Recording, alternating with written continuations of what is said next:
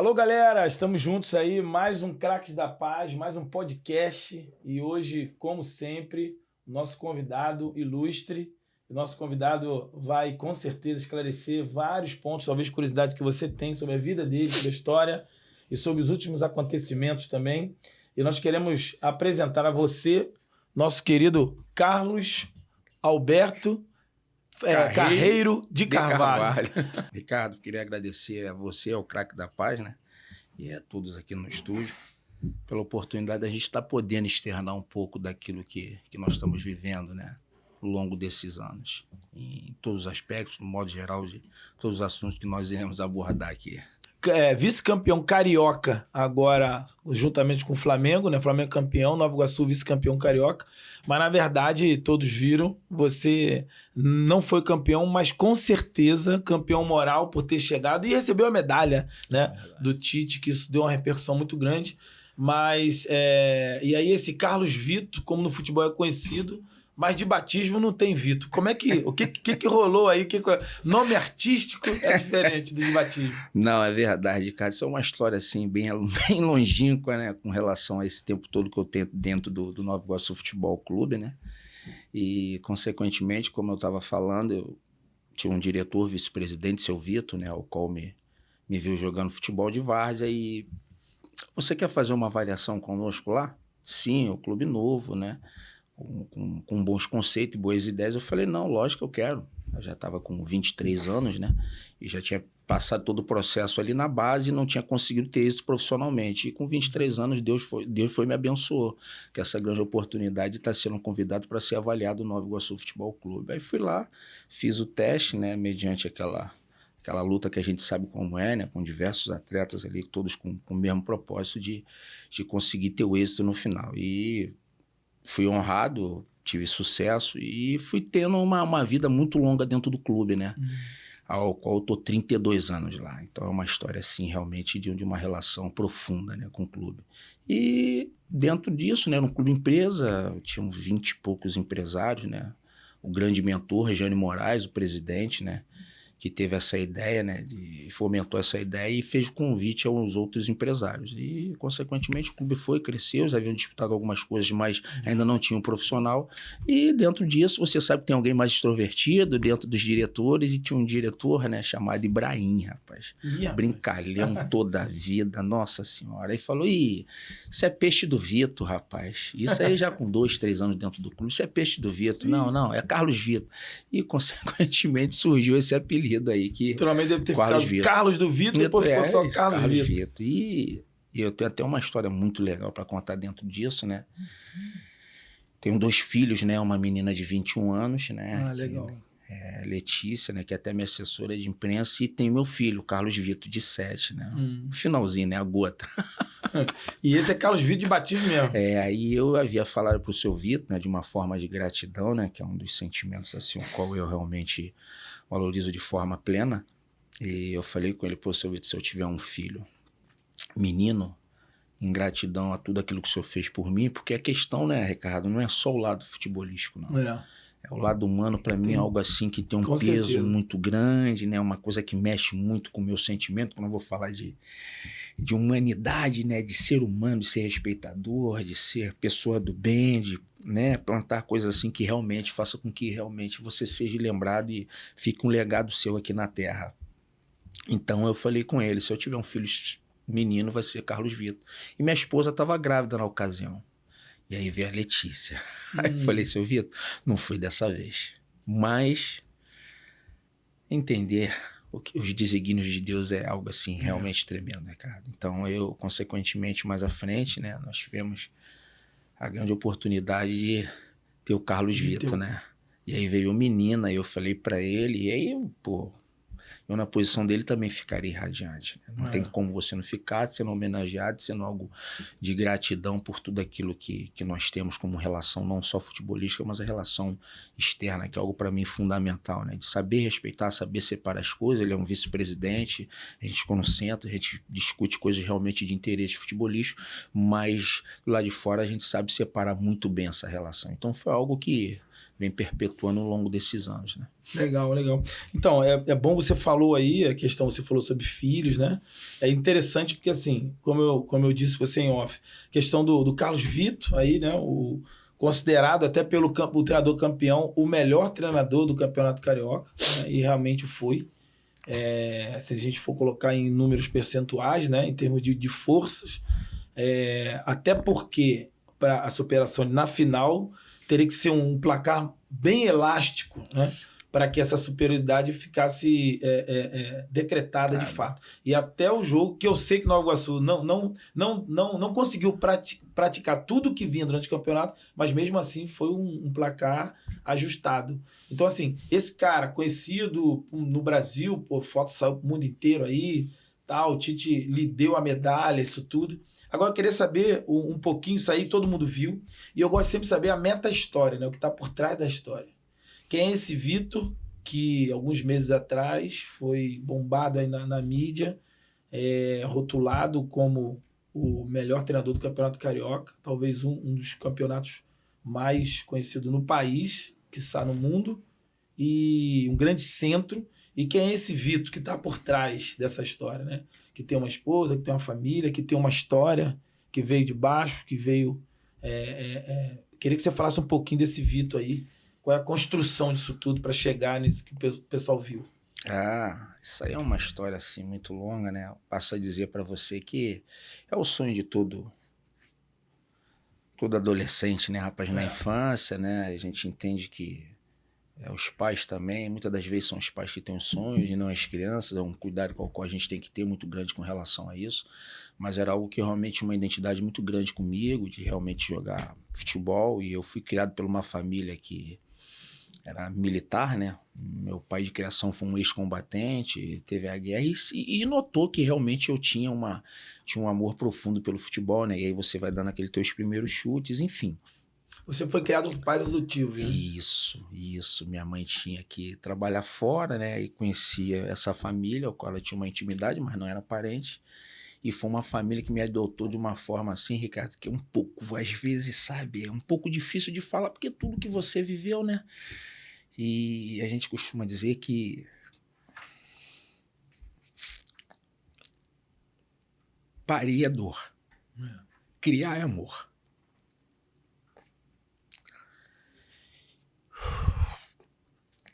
E realmente, como eu falo para você, eu só tenho que agradecer a Deus, não tenho mágoa dos meus pais, eu tenho uma relação fantástica com eles.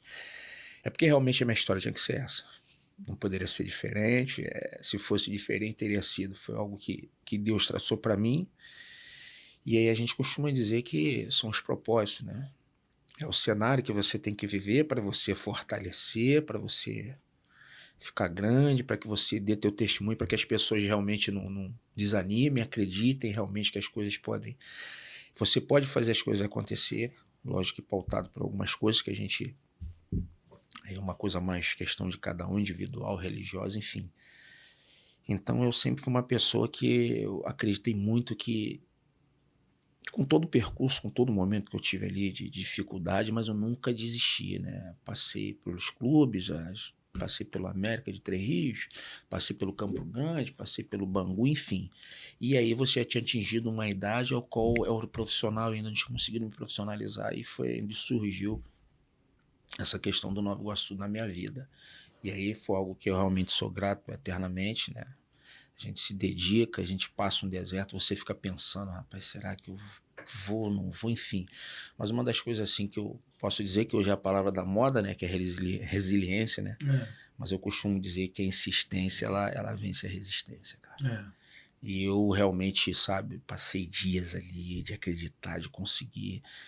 E aí você vai tendo o teu sonho, e fui buscando, faz avaliação ali, faz avaliação aqui, e cheguei nesse patamar o qual foi, que foi o Nova Iguaçu, né?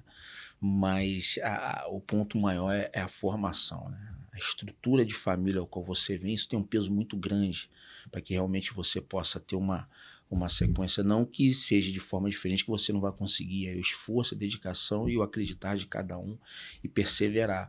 E eu, graças a Deus, fui muito feliz, né, da forma qual fui criado, que você é criado no no militarismo é algo, né, bem disciplinado ali, aquela questão de você realmente... Seu pai adotivo era militar, né? Isso, um ex-combatente indo à guerra, então você vê tanto que os filhos foram militares, só a menina que desencadeou pro lado da educação, um lado fantástico também, mas os 2 filhos, um oficial da polícia militar e o outro oficial do bombeiro. Então, a palavra disciplina é uma palavra ao qual, assim, eu carrego comigo, porque eu entendo que ela realmente, ela te liga aquilo que você quer realizar. Se você não for disciplinado, as coisas realmente ficam muito difíceis, entendeu, Ricardo? E, como eu falei, fico caminhando, construir família, né, que é o nosso... É o nosso grande bem, Patrícia. São dois, é um casal 2 de filhos, Letícia e Carlos Vitor. Então é o nosso é o nosso ouro fino, né? Tirado da terra. Você não mora em Nova Iguaçu, né? Não. Você mora em Cordovil. Na verdade eu tô até para receber uma honraria em Nova Iguaçu, porque hoje eu me sinto cidadão de Nova Iguaçu, você já está há 32 anos em Nova Iguaçu, né? E como você falou, sou morador de Cordovil, mas eu tenho uma relação muito forte em Nova Iguaçu, porque você trabalha, as amizades, né? E talvez não, a forma da gente, a forma que você atrai muita coisa positiva. Isso aí a gente sabe que existem os 2 lados, mas a forma da humildade, assim, uma coisa que eu prego muito, de ser humilde, de ser humano, de ser respeitador, de entender realmente o que é ser um cidadão realmente, o que é ser um ser humano do bem. Então eu fiz muita amizade, continuo fazendo e não deixo nada, Ricardo, nada que acontece na minha vida de maldade, me mudar, não, sempre os pés no chão, sempre muita humildade. Eu entendo que a permissão de Deus com tudo que aconteceu na minha vida nesse trajeto aí foram 32 anos de buscas e se eu disser para você que eu sabia que aquilo ia acontecer, não tem como dizer, não tem como, a gente vai buscar, mas a gente sabe que... Nessa tua caminhada que você veio até chegar, né, ao profissional do Nova Iguaçu e na verdade, chegar a esse desfecho que foi no último Campeonato Carioca, isso tudo, que a mídia, você veio para a mídia, esse destaque. Durante esse período, qual foi o período que você julgaria assim... Você passou por algum período que você pensou em desistir em algum momento, que você viu que a porta estava tudo fechada? Você viu um momento que você não vai dar, não vou conseguir, Você pensou em desistir, pensou em parar, pensou em... Eu digo para você que houve uma oscilação muito grande nesse aspecto, né? Num determinado momento, né? Porque nesse meio termo eu ainda consegui fazer algumas coisas, né? Trabalhava com venda, vendia um perfume importado, porque pela relação que eu tinha de conhecer muitas pessoas, e dentro disso eu já jogando também, fui ficando forte, era uma renda extra, muito extra, porque o dólar na época baixo, eu trabalhei em serralheria, trabalhei na oficina do meu pai, enfim, uma caminhada assim de... E aí eu digo para você... Isso tudo jogando ainda, né? Não, teve um momento tinha um momento que tava parado, eu falei, não, eu tenho que fazer alguma coisa, meu pai, vem pra cá trabalhar, e meu pai também firme ali, nada de porque eu sou o dono, porque que eu sou o dono, não levava minha marmitinha, enfim, então foram coisas assim que me fortaleceu muito, me fortaleceu demais, e dentro disso... as coisas elas começaram a ir caminhando, acontecer. Se eu disser para você que eu vou parar, não. Engraçado, eu dava uma quedinha, mas não, Senhor, eu vou firme, eu vou, e ia. Isso é aquele dia que a gente tem um dia que a gente acorda bem, tem um dia que a gente. Mas eu nunca falei assim, eu vou parar e não quero mais. Nunca. Isso aí eu nunca falei, nunca. E dentro dessa fase aí, tem algum ponto, tem alguma fase que você diz, esse foi até então a maior barreira que eu enfrentei, a maior dificuldade que eu tive na minha vida, esse ponto. Tem um ponto específico assim que você destacaria, não? Na verdade, quando eu comecei assim, porque aí você quando sai dos juniores ali, né? Que você, ali é o grande divisor de águas. Que aí você precisa ter dentro de uma instituição ou acontecer de ter um olheiro para realmente fazer uma aposta, você já último ano de juniores, você não assinou nenhum contrato, enfim. E aí é uma necessidade de você estar num profissional para que você possa caminhar, né? Ali realmente, eu falei, rapaz, aqui ou é o fim da linha ou não é. E aí eu sempre na minha esperança. E aí para você ver o que aconteceu, né? Jogando uma pelada já com 23 anos, né? E aí Deus resolveu me contemplar. É mesmo? Mas como é que foi isso? Você estava jogando uma pelada e aí foi chamado para... Quando você assinou o primeiro contrato profissional? Isso aí. Foi aí que, né, jogando no Campo Dourado, lá em Cordovil. Conheço. Isso, departamento autônomo na É, época. DA. Isso aí, para você ver. Meu pai tinha um time, eu Ah, é? acompanhava. Para você ver. E era um campo muito conhecido. E o vice-presidente mora até hoje na Vila da Penha, né?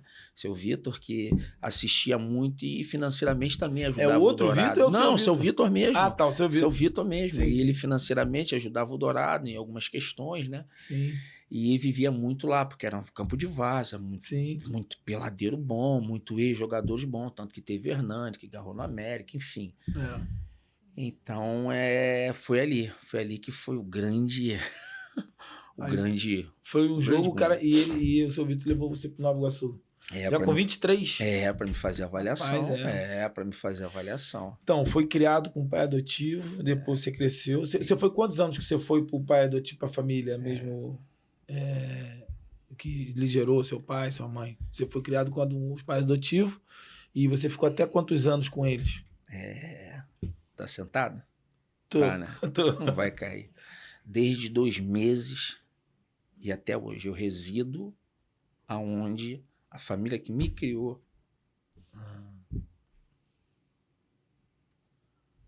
Maravilha. Todos se foram, né? Mas antes de ir, sempre disseram: ninguém mexe com ele.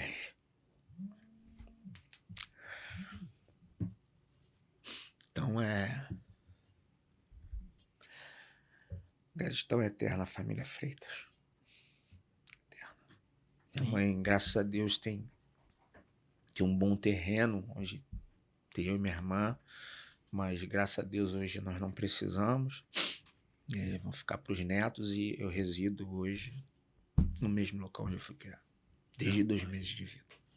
Que benção, maravilha. E teve um momento, Ricardo, até te cortando, que minha mãe resolveu me pegar.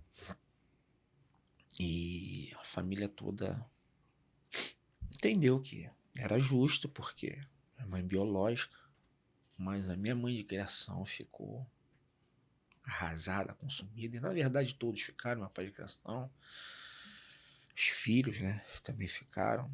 E depois a minha própria mãe entendeu. E aí eu fui ficando, mas tendo relação com a minha mãe, como eu tenho até hoje. E fiquei até agora, até 53 anos de vida. Que benção, maravilha. Rapaz, então, são histórias que vão se construindo e aquilo que eu falo, o importante é a meta-história, né? Que está por trás da história. A história muitas vezes chega diante de nós, as manchetes, mas muitas vezes a gente não conhece, não sabe a profundidade dessa meta-história. E é a meta-história que sustentou o Carlos Vitor até esse tempo de hoje. E fez com que você chegasse aí nesse aí. E o que você gosta de fazer? O que você faz nas horas vagas? Você gosta de jogar dominó? Você brinca, vê videogame? Qual é o teu lazer que você faz aí, hobby? Na verdade, hoje eu fico muito com meu filho, né? E aí, gosto muito de uma coisa que eu diminuí muito, que eu lia demais, né? Sempre fui um fanático por livro. Tô vendo isso com livro aí também. Adoro ler. Daqui a pouco você vai estar com o meu Teologia do Esporte. Não, com certeza. Eu tenho vários livro dos pastores, livro de futebol, enfim, eu adoro ler. Não é só o futebol, não é só da minha religião, ao qual você sabe ao qual eu sou. Eu gosto de estar lendo, para que a gente sabe que a leitura enobrece o homem. É realmente algo que é fantástico. E nesse período eu estou retornando a ler. E lógico que para mim o melhor livro de todos, não, né, entrando em contexto com ninguém, de maneira de ver as coisas, para mim o maior livro que eu amo ler é a Bíblia. A Bíblia. Esse para mim. Dentro da Bíblia tem algum livro específico que você prefere? A sua preferência? Dos 66? Rapaz. Se eu te contar, acredito que assim, a parte que eu mais amo na leitura oh meu Deus, me fugiu o nome. Me fugiu agora. Não. Eu amo ler, hein? E eu adoro mesmo. Do novo ou do velho? Do velho. Profeta, menor. Isaías. Amo, Lê. Amo. Eu, viajo ali. Isaías, que é uma miniatura da 66 capítulos também. Os primeiros 27 falam da graça, 39. Isaías realmente é uma bênção profunda. É isso aí. Mas dentro disso aí, tua passagem, isso tudo, você chega, depois você vai com 23 anos para Nova Iguaçu, e quando que você vira o treinador aí? Qual foi a idade aí que aconteceu? Em 99. 99. Em 99...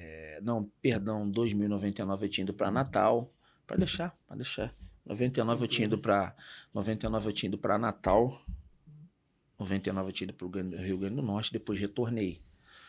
Né? Retornei para o Nova Iguaçu. Né? E aí foi quando eu comecei a jornada de estagiar. Estagiei com o Carlos Alberto, lateral direito, que chegou a pegar o Zinho, não? O Zinho lá, não? O Zinho realmente, o Zinho é... Como é que o Zinho, ele chegou a passar na base do Nova Iguaçu, ou foi só como profissional já, né? O Zinho, na verdade, como ele era um morador de Nova Iguaçu, né? Um cara que tem uma identidade muito grande com a cidade, e depois, né, a gente sabe da sua trajetória longínqua aí dentro do esporte, e depois retornou para jogar. Só que no início de tudo, ele foi um dos convidados para participar da empresa, né? Sim. Entendeu? De ser um dos sócios do Nova Iguaçu Futebol Clube, né? Por ser um cara de Nova Iguaçu, um cara que realmente tem um perfil realmente maravilhoso, né? Uma história, assim, fantástica, né, de máximo respeito, e você precisa ter pessoas sérias do lado, né? Você acha que esse crescimento do Nova Iguaçu, porque vários outros times, né, Olaria, Bom Sucesso, São Cristóvão, tiveram um apoio, o Campo Grande, e o Nova Iguaçu, ele teve um crescimento linear e ele estabeleceu, né? Foi um crescimento muito grande. Você acha que tem a ver esse impulsionamento também, essa visibilidade? O Zinho pôde contribuir com o Nova Iguaçu também? Lógico. A administração também, né? Lógico. Na verdade, são coisas que se completam, né? O presidente, um grande idealista, né? Uma pessoa realmente fantástica, né? Para administrar, para gerenciar pessoas, enfim. Foi um gerente de banco, né? Começou no banco como contínuo, chegou a gerente do Itaú, e a capacidade dele é tão grande administrativa que ele foi comprado pelo Banco Safra. E a gente sabe que o Banco Safra só mexe com importâncias grandes, né? Então ele foi comprado. Então você realmente vê a capacidade de poder lidar com as finanças, né? De administrar bem. E ele tinha um sonho também, que ele jogou suas peladas, enfim, é um cara que realmente tinha uma qualidade muito boa. E dentro disso surgiu a ideia dele de montar o Nova Iguaçu Futebol Clube, e aí foi chamando os empresários, né? E realmente, uma área devoluta, ao qual realmente tem muito campo, você realmente consegue captar os atletas. Os atletas realmente vão sair de onde? Dos campos de várzea. Região muito grande ali. Isso aí, uma área daquela gigante, devoluta, e muito campo, e aí ele teve esse ideal. CT lá são quantos campos hoje? Tem algum tempo que eu não vou lá? 6 ou 7, Ricardo. Deixa eu ver. Tem um estádiozinho, 3, né? 4, 5, 6. Estrutura extraordinária. É uma estrutura. A baixada ali pega geral, né? Não, a gente consegue captar muito ali. Isso realmente foi essa ideia, geralmente ela foi voltada para isso. E o Zinho, como um grande percussor de Nova Iguaçu, uma pessoa que foi convidada e aceitou a ideia junto com os outros diretores. Só que teve um momento que Nova Iguaçu viveu de um momento difícil, né, de permanência, e você não consegue ver o retorno financeiro. Só que a coisa, ela realmente demora, né? A coisa é complicada. E aí alguns diretores foram saindo, né? E saíam daqui, saíam dali. Mas as pessoas que realmente permaneceram foi o presidente, o Jânio, o próprio Zinho, seu Vitor, o Jorge, irmão do Jânio, né? Sim. E são os diretores, João Carlos, Gerson, os diretores que mantiveram. O próprio Cláudio Lecas, eram 20 e pouco. Hoje, se tiver 10, são muito. O André também é um diretor. Como tu tá lá nesse tempo todo, vamos ver se a gente lembra aí, ultimamente, dos jogadores que Nova Iguaçu ou revelou ou teve aquele Aquele que deu boom. O Cortez, eu lembro do Cortez, até uma história engraçada que ele tem um casamento lá no... Isso, no Habib's que ele fez, no Habib's, foi? Né? E você conviveu com ele, pegou essa turma toda aí, né? Sim, eu posso dizer para você que eu sou um grande felizardo de ter visto tanta coisa dentro do clube. O clube tem 34 anos de história. Eu tenho 32 anos lá, então eu só agradeço a Deus por estar participando de tudo, né? Na verdade, o maior retorno financeiro para o Nova Iguaçu foi o David. Foi o Gaguinho, né? Corinthians, Cruzeiro, Flamengo, né? E você viu ele chegar lá ou ele já chegou? Não, na verdade, o David, rapaz, a nossa história, porque o David estava na base e eu estava no profissional. Então, Ricardo, eu sempre fui um cara assim, muito, sabe, de buscar sempre assim, as pessoas mais humildes, de ter o contato. Então, eu gostava de ficar com os garotos, então os garotos gostavam muito de mim. E tanto que, tenho relações com eles até hoje, uma relação fantástica. Eles ficam, cara, você não sabe o quanto a gente fica feliz com tudo que está acontecendo, porque eu sinto que eu posso, eu me vejo assim como um representante deles. Sim, claro. Como eles não conseguiram ir adiante e eu fui de uma outra forma, então eu vejo o carinho, a forma ao qual eles me tratam, e toda vez que eu posso atendê-lo de qualquer forma, numa ligação, de ver, de abraçar, de ir num projeto deles, enfim. Então foi algo realmente assim que eu sinto que eles me tratam, me veem de uma maneira assim muito legal, e eu fico muito feliz em saber que eu estou respondendo de uma forma assim muito, muito carinhosa e muito respeitosa por tudo aquilo que eles fizeram, porque eles foram os primogênitos do clube. Eles não puderam viver o que eu estou vivendo hoje, entendeu? Mas eu sinto que eles me olham assim e eles se sentem realizados. O cara que sempre tratou a gente bem, que cuidou, que sempre que podia dar uma chuteira a gente, ajudava, que podia dar um dinheiro pro lanche, enfim. Então, realmente, isso aí foi algo que fez com que realmente a gente tenha essa relação muito forte, né? Legal. E aí, como eu te falei do David, depois você... O Biro também, do Fluminense. O Biro, uma relação muito boa com o Biro, né? O próprio Ramonzinho lateral, que teve no Flamengo, teve esse incidente com ele, né? Do acidente aqui na Barra, que hoje ele tá no Cuiabá, mas ele teve no Olympiacos, parece, da Grécia, né? Enfim, Olympiacos ou Panathinaikos, um desses dois. O Ramon que você diz é o lateral direito? Não, lateral esquerdo, o Ramon. Sim. O escurinho, que teve o acidente aqui, o atropelamento, né? Entendeu? Ele tava aqui Tava jogando. Tava no Flamengo. Tava no Flamengo. Aí o próprio Amaral, sim. que foi pro Flamengo, foi bem o Léo também, rapaz, que mora hoje na Maré também, que teve no Flamengo. Mas você acha o maior case de sucesso em termos de projeção de carreira e retorno financeiro foi o David? Foi o David. Ele saiu do NovaIguaçu e foi pra onde mesmo? Foi pro Santos. Aí depois Corinthians. Depois foi embora. Cruzeiro, Flamengo. Naquele jogo fatídico 4-3, né? Na Vila. Neymar Flamengo, Neymar, Ronaldinho Gaúcho e tal. A constelação tava... Ele perde um gol, mas faz um gol importante. É verdade. Então, realmente, o David foi o grande... Legal. E vamos vir para 2024 agora. Nesse Campeonato Carioca, quando vocês montaram a equipe, você como treinador, você já sentia que a coisa... Claro, o treinador sempre sabe que é um time bom, mas você sentia que daria para chegar... marcar história, talvez numa semi, numa final. Eu não sei se você esperava a final, chegar na final. Você esperava chegar na final? Não? Ricardo, na verdade, sou um cara...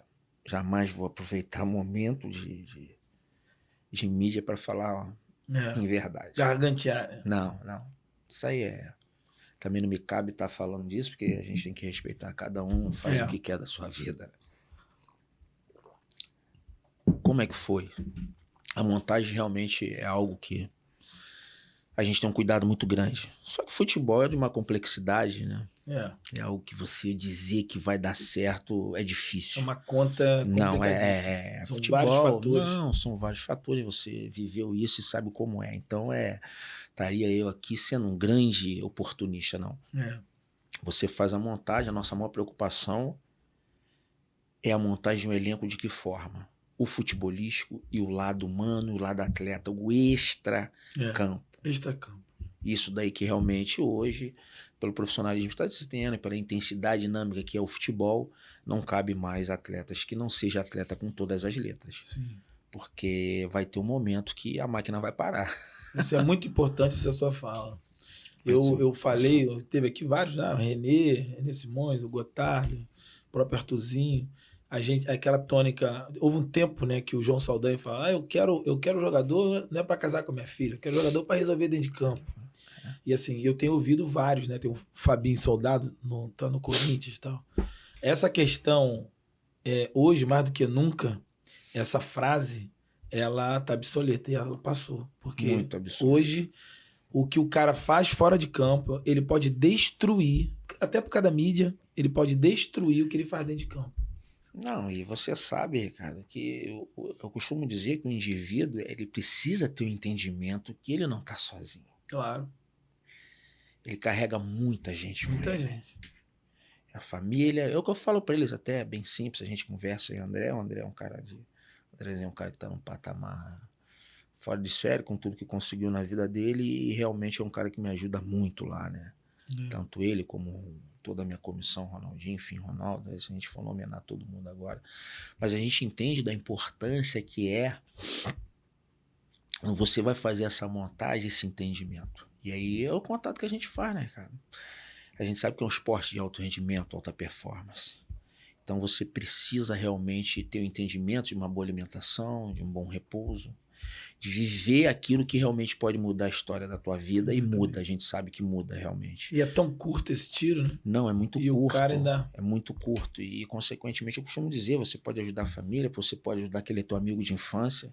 Você tem condições de fazer. Não, fora o que representa a torcida, imprensa, é todo um projeto de um clube, investimento. Nossa senhora, a gente sabe que realmente... São 34 anos de história, né? Profissional. Que chega pela primeira vez numa final do Campeonato Carioca contra uma equipe, talvez o maior time da América Latina, o Flamengo. Então, assim, é uma premiação, isso tudo está em voga, está em risco com a vida que ele possa viver fora de campo. E nós tivemos muito êxito, muito sucesso nas escolhas, né? E a gente pautou logo no início da nossa apresentação que o nosso objetivo realmente era ser o melhor dos pequenos. O primeiro processo é você não ter o descenso. Esse é o primeiro processo que a gente sabe o quanto isso repercute a nível de finanças para o clube. Você não descer, você se manter numa primeira divisão é algo realmente fantástico. E dentro disso você vai buscando e vai galgando. Esse foi o primeiro ponto. No início do projeto, então, vocês tinham para primeiro não cair. Esse é o primeiro projeto. Rapaz, que coisa. Esse é o primeiro projeto. Não descer. Porque a gente sabe que o Nova Iguaçu não é o profissional. A gente sabe que o profissional é fundamental. É o grande captador, o grande percussor. Mas você tem uma base. Tem uma base, tem uma história. Tem que vive disso tudo. A visibilidade, né? Você consegue trazer um melhor patrocínio. Porque ninguém vai querer patrocinar o que não está aparecendo. Mercadoria que não aparece, ninguém quer. Não tem como. E a questão de você ser o melhor dos times de menor investimento. Sim. Aí sim. Aí por isso nós temos que brigar. Né? Por isso não, porque a gente tem que... Se você for a quinta força, legal. Ótimo, porque você vai... Eu costumo dizer que no estado onde os 4 são da primeira divisão, os 4 grandes. Qual é o grande diferencial do futebol? O futebol ele pode te promover isso. Que você, mesmo financeiramente não tendo o recurso que os demais têm, nós conseguimos chegar. Se vai chegar daqui a 20, 30 anos, no ano que vem, enfim, isso daí é só Deus que sabe mesmo. Tanto que se eu disser para você que eu sabia que ia chegar na final, pela pergunta que você fez, estaria mentindo para você. Eu te dei aqui os 2 pontos principais ao qual era o nosso objetivo e vai ser sempre o nosso objetivo. Agora, mediante ao crescimento, aos investimentos, aí é totalmente diferente. Mas nesses momentos, esse vai ser sempre o pensamento. O total fez 24, Flamengo 27, né? Isso. Então, isso. Em qual momento ali que vocês viram que eu falei, rapaz, acho que vai dar, hein? Foi somente no jogo contra o Vasco, na semifinal, ou antes vocês olhando assim, porque também tem o desempenho dos adversários, né? Às vezes é time grande, mas às vezes você vê que o time grande não tá, até porque vocês já tinham jogado durante os turnos, né? Com os times grandes. Então, assim, você já mediu força. Claro, quando chegou numa semifinal, fator torcida e tal. Mas quando que vocês sentiram que, cara, acho que vai dar para beliscar e vai dar para chegar nessa final? Ricardo, como eu havia falado para você, eu vou pontuar alguns pontos que são fundamentais. No modo geral, vou falar um pouco dos grandes, né? Pela questão das competições, o Fluminense de buscar um Mundial, volta depois, né? A gente sabe a gama de competição que eles têm, né? Sim. E a gente sabia que financeiramente a gente sabe que não todos estão com o mesmo poder aquisitivo. O Flamengo hoje com a força máxima, né? O Botafogo agora realmente a gente fica até muito feliz pelo Botafogo, porque nós somos carioca, a gente tem que realmente torcer pelo time do Rio, não ser clubista. E aí você vê o Fluminense, né? Que tinha vindo de Libertadores, enfim, de conquista, e o Vasco correndo por fora ali, querendo se estruturar financeiramente, né? As questões de SAF, enfim. Então, esses pontos nos ajudaram também. Por quê? Nós mantivemos da primeira rodada até a última rodada o G4. Sim. Então, o que aconteceu, Ricardo? Nós passamos a visualizar... Perderam só pro Fluminense, não foi isso? Perdemos pro Fluminense e perdemos pro Fluminense e perdemos 2 jogos pro Flamengo, né? Ah, sim. O jogo da final. O jogo da final. Mas foi a perda pro Fluminense. Vocês pegaram o Flamengo durante os turnos, não? Não lembro. Se teve, ou foi Pegamos, foi empate, mas o Flamengo não estava com a sua força máxima, não desmerecendo. Mas era o Flamengo. Mas é o Flamengo, né? Nosso jogo foi em João Pessoa, né? A gente sabe que a torcida impulsiona, mas foi empate, né? Nós saímos 1-0, depois o Flamengo empatou o jogo. Então isso também é um ponto que... E o que aconteceu, Ricardo? Então nós passamos a visualizar jogo a jogo, fomos caminhando e monitoramos o quê? Uma coisa que a gente prega é rede social. Vamos gerenciar, vaidosos todos nós somos. Sim. Mas há uma necessidade muito grande de gerenciar isso, para que realmente não vire um dos 7 pecados capitais. Sim. Que aí você se perca. É o que muitas das vezes acontece. A pessoa começa a viver glamour, tira os pés do chão e aí a queda ela passa a ser muito grande. E aí nós pregamos muito o psicológico, entendeu? Saúde mental. Nós pregamos muito isso, fomos chatos nesse aspecto, né? Teve a profissional para atuar nisso também, e a questão da gente estar monitorando esse aspecto pés no chão, não pôr nada em rede social, não deixar que nada eleve. Vamos elevar aqui entre a gente. Não vamos dar a carta pro adversário. Motivar o adversário. Que já ganhou. Porque uma das coisas que eu aprendi, mexer com quem tá quieto é perigosíssimo. Porque aí você alimenta o cara fica chateado e o cara vem contigo com facas e unhas e dentes. E nós passamos a caminhar, né, Ricardo? Fomos caminhando, fomos vendo. Copa do Brasil. E aí foi a semana que nós sentamos, né, nós nos reunimos na academia e falamos sobre o grande divisor de águas. O que era mais palpável? Você permanecer numa Copa do Brasil eliminando o Inter, ou você ter a oportunidade de fazer 2 jogos contra um clube grande, o Vasco, que não vivia um grande momento, já tinha tido um resultado adverso conosco. Então nós estávamos muito seguros e nós vimos aquilo que nós havíamos feito na competição. O momento, a gente sente que o momento o avião está subindo, a gente sabe, né? A gente vivenciou isso, então você tem a serenidade de conseguir observar e entender que o grupo realmente estava uniforme. Era uma coisa só. Alguma coisa nós vamos beliscar. E teve os 2 jogos, teve o jogo da Copa do Brasil, ao qual nós poupamos Carlinho, poupamos Albert. Uma decisão difícil, né? Não, mas... E aí foi o que eu falei. Mas mais acertada. Aí você tem que olhar o cenário. E aí, Ricardo, eu fujo um pouco da esfera futebolística e vou te falar do meu lado espiritual, ao qual eu uma intimidade muito grande. Essa resposta veio do alto. Né? Teve até uma repórter aqui na final. Pô, Carlos, eu vi você com o olhar perdido pro alto. Não existe olhar perdido. Para você pode ser perdido, mas para mim não. É uma intimidade muito grande ao qual você recebe algo espiritual que... Como é que eu vou te explicar? Só que se você viver. Claro. E aí nós fomos caminhando, teve os 2 resultados que... Né, foi o resultado de empate que nós tivemos contra o Vasco, depois nós tivemos sucesso na vitória de 1-0, né, o qual até entendi o Ramon Dias de falar, não, que nós vamos vencer, nós estamos descansados, porque a gente tinha vindo do jogo contra o Inter no meio de semana e no domingo nós pegaríamos Vasco, não lembro se foi domingo ou se foi sábado, parece, enfim, acho que foi sábado. E aí eu dou todo amparado aos profissionais que estão no meu entorno, né, nós sentamos juntos, ali fisiologista, junto com Marcinho, preparação física, eu, André, né, o próprio Ronaldinho, o próprio auxiliar de preparação física, preparador de goleiro, nós somos muito fechados nesse aspecto, mas a gente sabe que essa parte é da fisiologia e da preparação física. De ter esse entendimento, de qualificar, segura aqui. Porque você trabalha com os dados, então você tem os dados, então fica muito mais fácil. Claro. E aí, de ter o grupo na mão, eles tiveram entendimento. E aí Deus nos honrou pra gente ir pra essa final. Maravilha.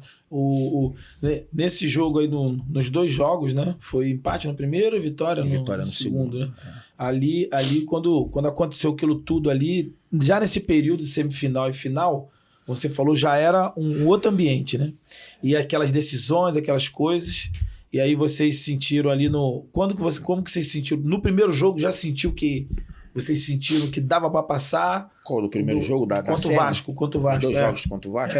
Ricardo, te confesso que a equipe estava muito consistente. E uma coisa que a gente observa muito, o comportamento e a fala dos atletas. E uma das coisas que eu carrego muito comigo é que o corpo fala, é uma coisa simples. Claro. A gente sabe quando a pessoa está feliz, quando a pessoa está triste, quando a pessoa está mal-humorada. E você, dentro desse ambiente, a gente passou a observar que nada havia mudado desde o início da competição para aquele momento. Sim. Psicologicamente poderia ter mudado, mas o comportamento deles foi uma das coisas que nos agradou muito no modo geral. E ali você viu uma equipe consistente, sabia o que queria e aquele momento, eu falei, esse momento é de vocês, o que vocês construíram. E dentro dessa jornada tivemos alguns percalços, alguns erros nossos dentro, mas o que falou mais forte foi o que os atletas realmente fizeram, né? Lógico que eles têm toda uma comissão técnica para realmente, mas a resposta são dos atletas. Eles resolveram realmente, né, dar as mãos, se fechar, e aí a coisa tomou um rumo assim realmente fantástico. Quando chega na final, aí é um outro papo, né? Final é uma outra situação. Você no teu olhar hoje, né, como treinador, comandante, você estava vendo essa blindagem na final, que aí começa cai num outro dilema e no outro perfil. Você acha que na final foi a mesma blindagem em relação não só, não digo do clube para jogador, mas eu digo os próprios jogadores? Você acha que ficou no mesmo respirar, ou tu acha que a galera deu uma flutuadazinha, Ricardo, vazou ali Aí, esse momento é um momento difícil. Né? É um momento que, para você... Porque foi um outro Nova Iguaçu, né? Sim, justamente... Todo mundo viu a diferença. Quanto o Vasco, depois quanto... Justamente eu vou abordar isso. Lembra quando você havia falado que hoje é uma situação totalmente adversa, mas naquele momento, o Flamengo era o melhor da América Latina. Sim. Pelas suas contratações, pelo que vivia, pelo seu Adenor, que é uma pessoa que eu tenho gratidão, serei grato, porque Deus, quando quer fazer alguma coisa na tua vida, não faz com coisas, faz com pessoas. Exatamente. Né? E nós conversamos, até na preleção mesmo, eu falei com eles, quem já viveu isso daqui? Ninguém nunca tinha vivido aquilo. A não ser o Andrezinho, que foi um atleta que jogou no Flamengo. Tinha vivido aquilo.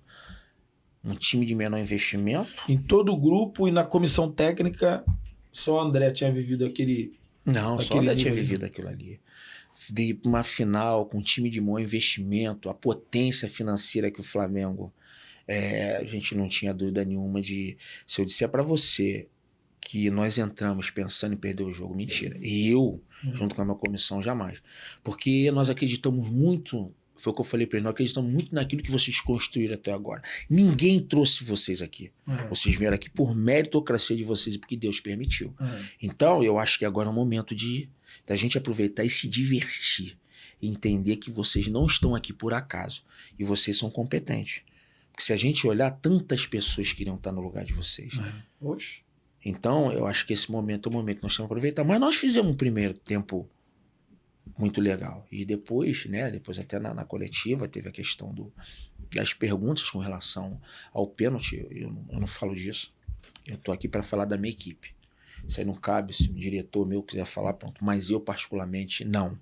Não sei se daqui para frente irei fazer, mas nesse momento eu quero me estruturar e poder realmente ser equilibrado nesse aspecto. Não que os outros sejam desequilibrados, pelo amor de Deus. Estou falando a minha postura. Eu quero treinar minha equipe para tudo que tiver que acontecer dentro da esfera futebolística. Por mais que sejam coisas que eu não consiga poupar. Mas eu pretendo sim sempre ter esse pensamento. Agora, posso a mão depois numa beira do campo? Isso aí posso, claro. Eu sou um ser humano, pô. A perfeição só Cristo. Mais ninguém. Então, eu entendi isso e, consequentemente, nós tomamos aquele gol, nós fomos pro vestiário, conversamos, batemos um papo, retornamos. Mas eu tinha sentido que faltou o que nós vínhamos fazendo. Só que aquela tensão máxima. Só que você também tem que entender esse lado. Flamengo, acho que foi 62, 64 mil. E eu digo para você, Ricardo, que Deus foi tão tremendo que eu sempre sonhei no Maracanã. Sempre sonhei como atleta, eu vou conseguir chegar aqui, mas o que Deus fez me levar como comandante. Eu falei... É muita coisa. É diferente. Deus é... Eu queria que você falasse agora pra gente como é que foi o momento... Pra mim, assim, o Nova Iguaçu foi assim, o verdadeiro campeão, né? O Flamengo ganhou o título, mas o campeão em termos de resultados, de viradas, de proporcionalidade, né? de forças, né? Ali, principalmente para mim, foram 2 jogos. Quando é um jogo só, 2 jogos, provavelmente o resultado. Né? Se fosse 3-0 no primeiro jogo, 5-0 no segundo jogo, mas não foi. E todo mundo viu ali. Quem entende futebol sabe. Então, assim, para mim, o Nova Iguaçu foi o grande campeão. Ele levou, o Flamengo leva a taça, né? Tá lá na história, mas em termos reais, a gente sabe que foi o grande campeão. Aí a questão é, como é que foi aquele momento ali no final, que foi uma honraria que você recebe? Então, do treinador, que é bem pouco tempo, né? Hoje o futebol muda muito, né? Mas naquele momento, e já tinha havido 2 Copas do Mundo, né? Como é que foi aquele momento? Como é que aconteceu ali? Te chamou? Conta pra gente um pouquinho como é que foi aquilo ali, na tua experiência, na tua visão. Ricardo, o que é aquela medalha do Tite pra você ali? Algo dos céus. Não tem como falar diferente. Não tem. Porque... eu estava participando de uma oração na igreja de 7 dias.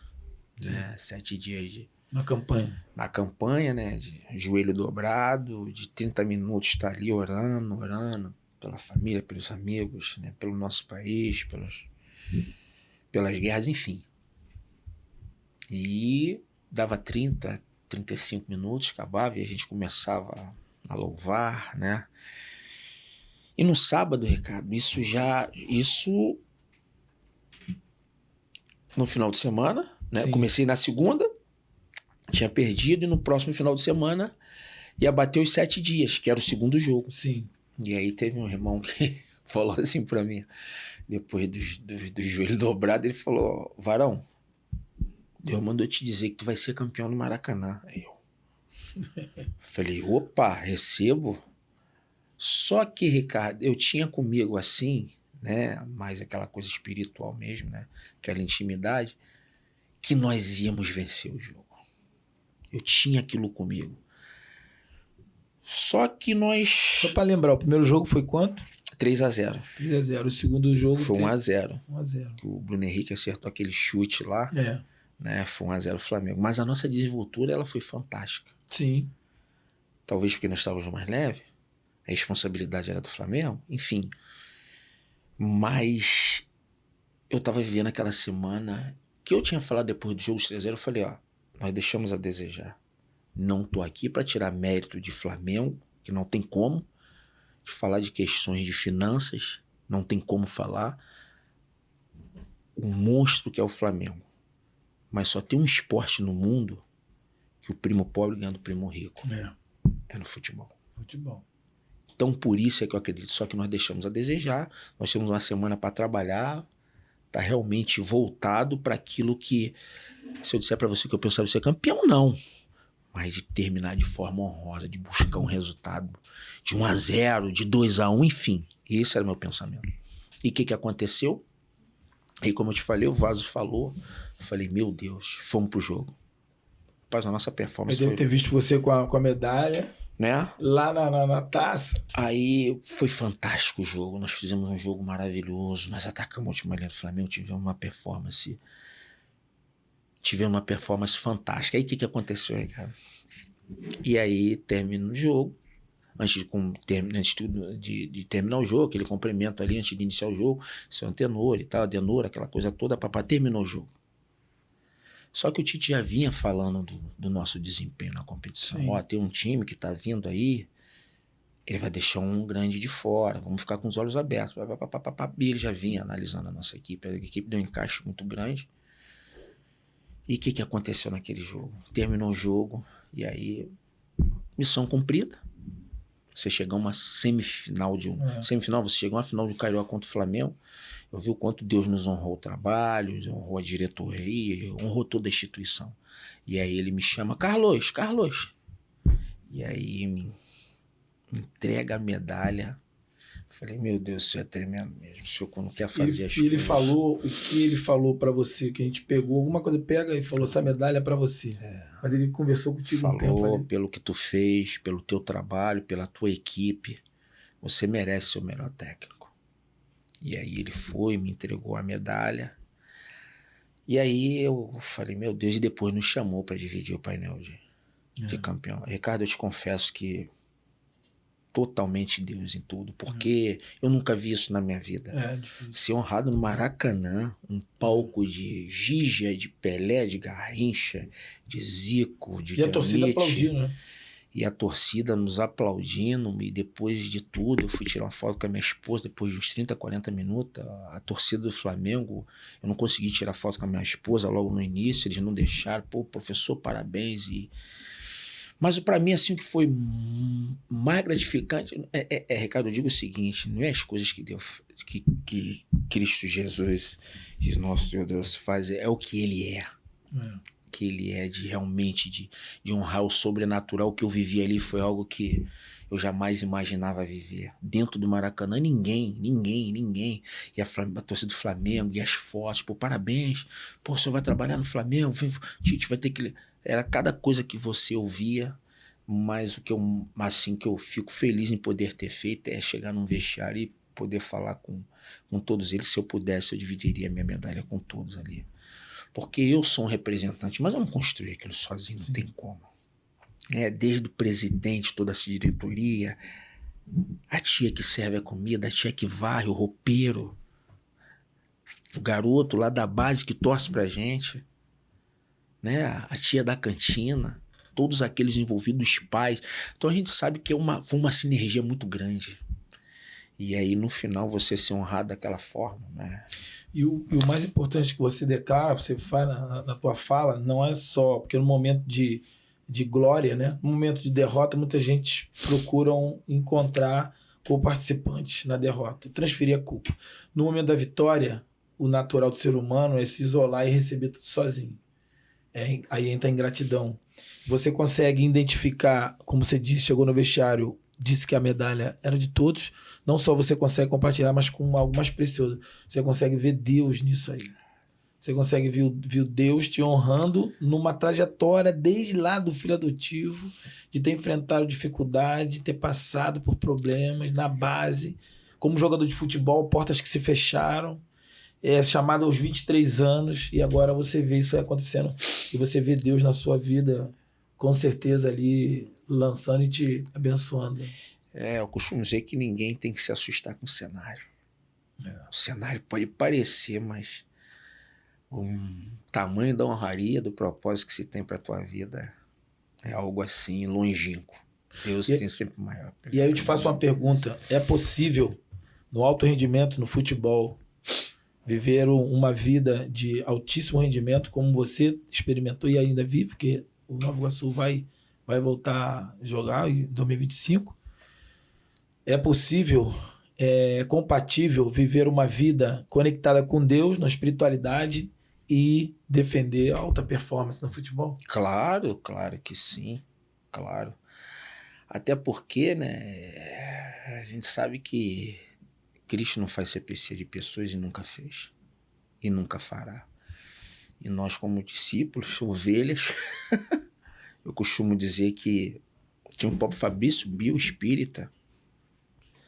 O tratamento, o amor, ele tem que existir independente de religião.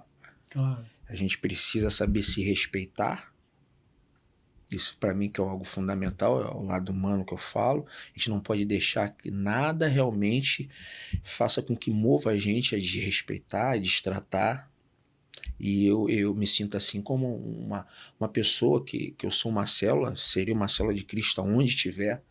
Jamais irei deixar de falar, jamais irei deixar de respeitar qualquer tipo de religião e qualquer cidadão.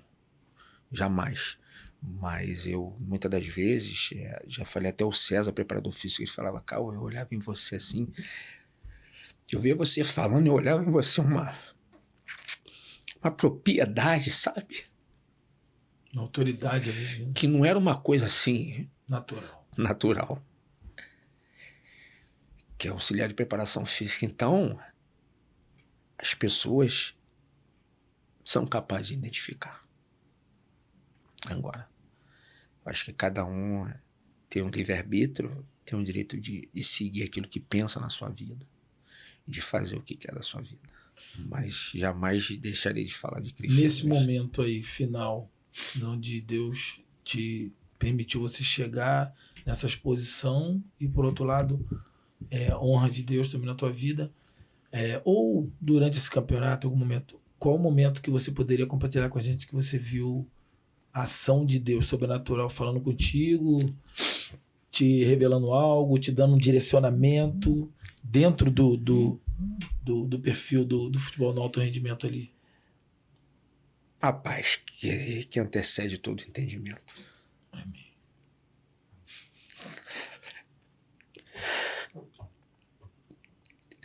Glória a Deus. Louvado seja o nome de Deus, Jesus Cristo. Paz, era muita paz. Sendo honrado e Deus te dando essa paz. Muita paz. Tendo as entrevistas, né? A forma de poder atender todo mundo, que tu sai de uma coletiva e logo após você ter um vestiário, e depois do vestiário tu quer ir embora, tu quer estar com a tua família. E aí, pessoal da Zona Mista, graças a Deus eu pude atender todos. Hoje tenho uma relação de amizade com as pessoas assim fantástica. Porque, como você falou, eu entendi que o momento era um momento de realmente dividir. Era um momento de subtração. Eu fui honrado de uma forma grandiosa. Eu não, todos nós fomos honrados. Então, eu entendi que eu tinha sido escolhido, mas eu entendo que as pessoas que estavam ao meu entorno também, elas iam usufruir de tudo. Todos nós iremos usufruir daquilo que Deus tem para fazer para qualquer um de nós. Por último, só para a gente refletir, não sei se você pensou nisso, que há um outro milagre também aí, uma outra bênção de Deus, que aí, aquilo que a gente já falou, você representa já outras pessoas, né? E aí já tem uma questão histórica. Aquela medalha que você recebe do Tite, né? Tem um simbolismo ali também, porque você é um treinador, não sei se você pensou, você é um treinador negro, que está numa situação de autoridade e que a gente já viu na história do nosso futebol muitos outros treinadores negros e que tiveram até performance alta, mas não tiveram continuidade. Ricardo, confesso que eu tive um momento até na Sport TV, acho que foi com o Paulo César que me fez uma pergunta com relação a isso, né, de você... Liderança negra, participei de um programa também da Sport TV, o Mutum, falando sobre isso, lideranças negras em seus comandos. Eu acredito o seguinte, se preparar, buscar, né, acreditar naquilo que você defende religiosamente e entender quando você é um escolhido, nada vai te interromper, nada. Por mais que, você sabe, vamos falar de racismo, a gente sabe que existe, Mas se você não quiser falar de racismo, siga em frente. Você tem um alvo. Você quer atingir o teu alvo. Então vão ter muitas coisas no meio do caminho para que impeça que você chegue no teu alvo. Só que eu penso de maneira totalmente diferente. E eu quero poder ser um representante. Independente de classe, denominação, religião. De estar falando de religião, independente disso. Tem um alvo. Eu quero aquilo e eu vou buscar. E se eu tenho Cristo do meu lado, nada vai me parar. Só Ele, mais ninguém. Amém. Maravilha. Pra gente encerrar aqui, a gente vai fazer um bate-pronto, né? Joga pelada ainda, não? Mais ou menos. Pô, meu joelho tá bravo. More or less. Então, eu vou fazer pergunta e você, uma palavra ou duas, você vai dizer assim, uma frase curta. Você vai dizer o teu gol de placa do Carlos Vitor. Aí pode ser pessoal. Família. Tudo. Gol de placa, família. Qual bola fora? Um gol perdido, pode ser até literal ou pode ser uma história, mas qual é a bola fora que você colocaria na tua vida? Pênalti que eu perdi em Friburgo. É mesmo? Decisão. Foi mesmo? Foi o quê? Friburguense quem? Friburguense e Nova Iguaçu. Final, nós fomos campeão. Ah, tá. Mas aí tu perdeu o pênalti. Perdi o pênalti. E tu acha que aí é bola fora, né? Legal. Qual o cartão vermelho? Você daria pra quem ou pra você? O Arthurzinho deu até pra ele. Mas qual cartão vermelho? Você daria pra o quê ou pra quem? Aí é contigo. Rapaz, aí é um peso, né? Cartão vermelho? Rapaz, eu prefiro dar esse cartão vermelho pro meu amigo de infância, rapaz, que quis me machucar jogando pelado. É mesmo? Não, aí tem que falar quem foi esse cara, como é que foi isso? O cara que te acertar, né? Não me acertou, mas mas é aquela coisa de infância ali, meu compadre, rapaz. É mesmo? Legal. Pô, o cara... Que me acertar ali, porque era um drible, enfim. Mas meu compadre. Mas chegou a machucar, não? Não, eu dei meu jeito, né, Ricardo? É mesmo? Agora, seguinte, substituição. Pra quem, o que você... A plaquinha vai subir, a plaquinha subiu. Quem você tira? O que você tira da tua vida, o que você mudaria? Entendeu? Na tua vida, em alguma coisa, o que você mudaria? Poderia ter... Tirando o resultado da final. Né? Mas a plaquinha... Subiu a plaquinha.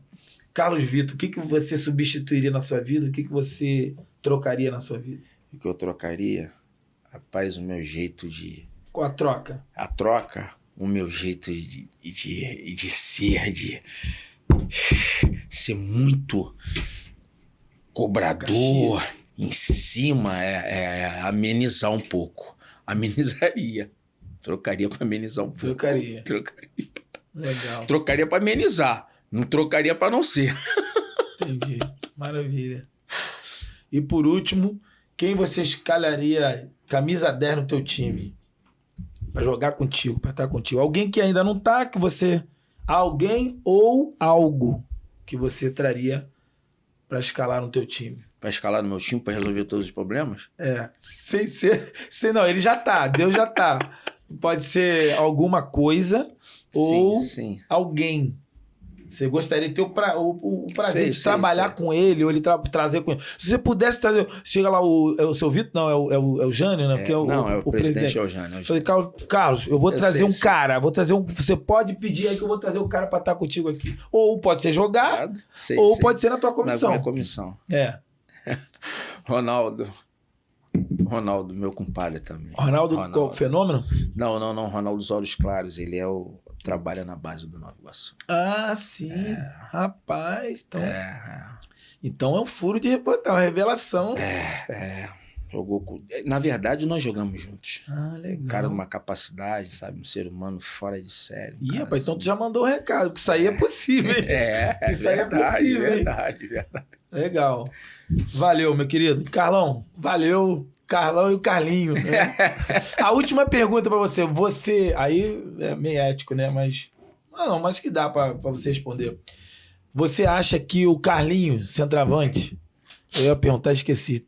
ele tá sendo aproveitado no máximo que poderia ser ou não?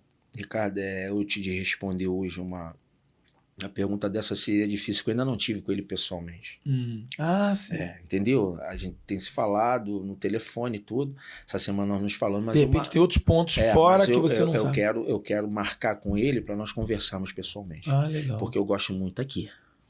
E aí, aquilo que eu te falei, o corpo fala, você identifica. Nós tivemos uma relação muito boa no início. Porque antes da perda da mãe, ele tem uma história. dele, né? Aí eu conversei com ele sobre a história da vida dele. E me lembro como se fosse eu já falo para ele: você veio aqui para fazer gol e sair daqui e ir pra um grande. Legal. Mas não foi eu, só fui usado. Foi usado. E não demorou muito, foi rapidinho, né? O retorno dele maneiro.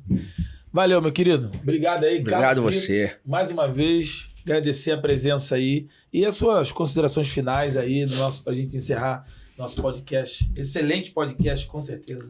Meus agradecimentos a todos do estúdio, né, Ricardo? A você, né? Ao Craque da Paz, de poder estar externando um pouco daquilo que eu vivi no futebol, continuo vivendo e espero poder retornar em outras oportunidades, tá? Parabéns aí, sucesso. Valeu. Valeu, gente. Isso é encerrando mais um Craques da Paz, mais um podcast. E com certeza depois você vai ter mais informações aí sobre o nosso Carlos Vitor e a gente vai ter outras oportunidades. Valeu? Um abraço.